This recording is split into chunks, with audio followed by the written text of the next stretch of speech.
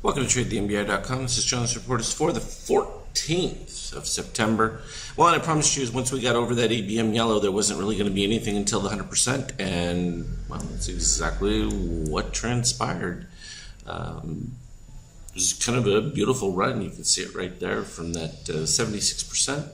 All the way up, and then with the contract rollover, pricing adjustment really created a weird day. Wasn't a whole lot of activity because most of it had been pre-market from the early buy signal, and it just continued, and then they waited till post-market because that's the easiest way to drive it up in between new fund allotments. But it's all been pretty clear with the bullish steel rising above. Back here, the orange was the lead away, and then the green crossing. Now, it's also one of those things too in the downturn that steel crossing the red usually ends the momentum of the downturn, and that's exactly what happened. That was back over here. We supported off the 76% and then proceeded to just make this straightforward move. Likewise, the NASDAQ had actually better readings from that setup. Still a little bit behind. Not that much, though. And the rising euro is certainly going to bolster, the S&P, because it just gives it that much better an earnings look. Nothing happening here with treasuries at this particular time. The deficit's looking much worse as the potential for rates continue to rise. So it just really will become a drain. So it'll be interesting to see what the Fed chooses to do with that, because it's just going to balloon deficits, debt, and pull money from the economy. So it's a kind of strange dynamic that they're putting together there. May not be that long in the future where you have to deal with the 21 trillion in debt and rising fast. So oil still at this high end range. That is also going to put inflationary pressures. It's already been in place for months, so that it's staying here means it's just going to be exacerbated over time, and it's becoming the new norm.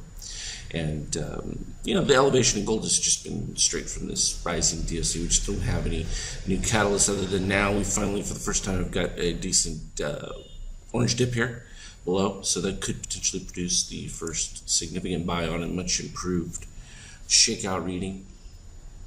So this was the action. It was kind of strange, going up. A lot of positive extremes developing there.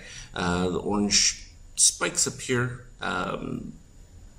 Really wasn't any advanced warning with this setup, because you're going up clean. Yes, you're producing positive extremes, but everything was fine. Then you had the cross of the steel below cyan. That does usually produce a little bit of a downdraft, but with cyan so far below 7.5, in fact, of the DOC, it's not something you could really jump on at that particular point. You'd have to wait until you actually got the DOC spread, which came through and pretty much did back and forth nothing. And then, like we just mentioned on the daily, it's that steel crossing above the red usually ends that downswing, and that happened right there. And then the next bar, boom, it was still within a general short configuration. So it's a tough call when you see that kind of take place at that point. And then we ended up with positive extreme on a gold candle, which obviously had already reached the high, so wasn't anything more you could really do with that setup. So it is what it was on that, and then it just pretty much traded flat. And every time it hit the 76%, it supported. And it wasn't anything strong or weak. You had the red just basically hanging flat. But you look at how narrow this day is, and I mean, look at pre-market is already represented, almost half of the day. So that's crazy. But hey, it is what it is. Right now, you've got the similar situation where you ended up with the post-market. It dipped down a little bit as well, and then popped right back up.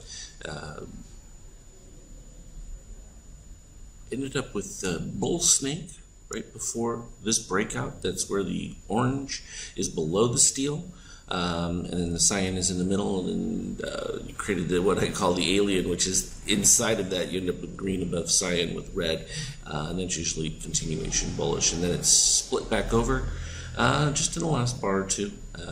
but all it did was fill back in the positive extreme.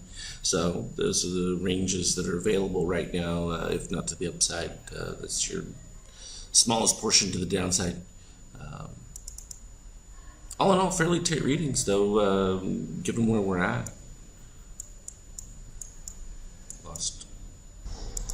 I zoomed in but lost control of the chart right there for a second, but yeah, there we go. And so it just gives a more tight reading there.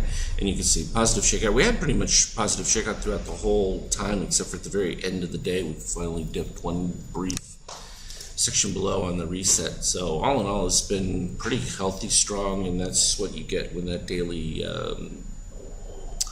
gives you that signal that there's no resistance in between. It's hard to fight when you have that overall setup. So we'll see if we build up some more resistance as we're hitting it up here at the top side of it.